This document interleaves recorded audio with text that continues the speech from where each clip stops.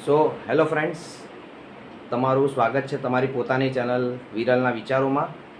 અને ફ્રેન્ડ્સ, હવે તમારા માટે એક ન્યૂઝ છે કે હવે તમે પણ આ ચેનલ પર તમારા અભિપ્રાય આપી શકો છો અને તમે કહેશો એની ઉપર હું વિડીયો બનાવીશ અને એ વિશે તમને માહિતગાર કરીશ. તો આજનો વિડીયો ચાલુ કરીએ. અને ફ્રેન્ડ્સ, બીજી વાત કે કોંગ્રેચ્યુલેશન કે જો તમે 7 વર્ષના ચાઇલ્ડના પેરેન્ટ્સ છો. કારણ કે હવે 7 વર્ષનું બાળક થયું છે એટલે એ તમારી સામે આર્ગ્યુમેન્ટ કરતું થશે, તમારા વિચારોનું ખંડન કરતું થશે, તમે જે કહેશો એ વસ્તુ નહીં માને, તમારી સાથે ઊંચા અવાજમાં વાત કરશે. અને ઓલવેઝ થતું આવ્યું છે એમ આપણે એની સામે અથવા તો એની વિરુદ્ધમાં બોલશું. બાળક ઊંચા અવાજે વાત કરશે તો આપણે એને ખીજવાશું, અથવા તો એ કંઈ પોતાનો ઓપિનિયન મૂકશે તો આપણે એને એમ કહીશું કે આમ નહીં બેટા, અમે જે કહીએ એ બરાબર. અથવા તો બાળક તમારી ઉપર ખીજવાશે તો તમે એકવાર એમ વિચારશો કે મારા સંસ્કાર આવા હતા કે મારું બાળક આજે મને કહે છે. પરંતુ મિત્રો, આવું નથી.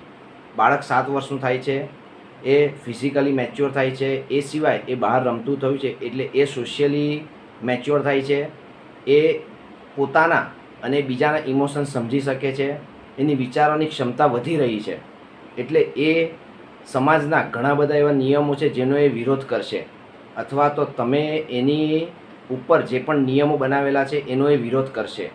તો એનો મતલબ એવો નથી કે આપણે એ બાળકને ખીજવાવીએ, એટલે કે આપણે એ બાળકને સમજાવવું જોઈએ કે આ ઉંમરમાં આવા ક્વેશ્ચન્સ, આવો ગુસ્સો, આવી ફિલિંગ્સ થવી એ એક નોર્મલ વસ્તુ છે.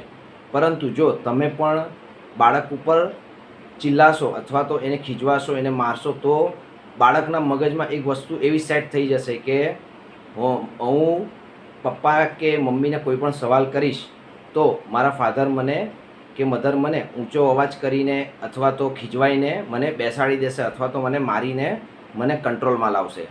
અને આ જ બિહેવિયર ઇન ફ્યુચર એના બાળકોમાં ટ્રાન્સફર કરશે. પરંતુ આની વિરુદ્ધમાં જો આપણે બાળક ખીજવાય છે અથવા તો જોરથી બોલે છે અથવા તો ગુસ્સો કરે છે કે વિરોધ પ્રદર્શન કરે છે, તો એ ટાઈમે થોડોક ટાઈમ શાંત થઈને આપણે બાળકોને આશ્વાસન આપીને એને જ્યારે બાળક શાંત પડે ત્યારે એને સમજાવી શકીએ. પરંતુ આપણે જે ભૂતકાળમાં આપણા પેરેન્ટ્સે કર્યું અથવા તો એના પેરેન્ટ્સે આપણા માતા પિતા જોડે કર્યું એવું આપણે ન કરતા આ એક પેઢીનો નિયમ છે, એ પેઢીના નિયમને તોડીને બાળકને પ્રેમથી સમજાવવું જોઈએ.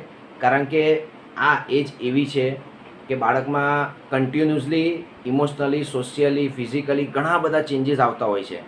તો બાળક પોતે જ કન્ફ્યુઝ હોય છે કે મારે શું કરવું, વાતને કઈ રીતે સમજવી, સિચ્યુએશન કઈ રીતે સમજવી, આ બધામાં બાળક પોતે અટવાયેલું હોય છે.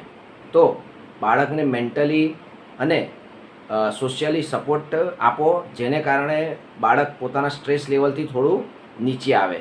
તો ફ્રેન્ડ્સ, આ વિડીયો એને શેર કરો જેણાઓ બાળક 7 વર્ષથી ઉપરનું છે અથવા તો 7મા વર્ષમાં એન્ટ્રી કરવાનું છે, કે અથવા તો એના કોઈ એવા પેરેન્ટ્સ છે કોઈના જે બાળક પર આખો દિવસ બૂમ કરતું હોય કે ચિલ્લાતું હોય કે એને નેગ્લેક્ટ કરતું હોય.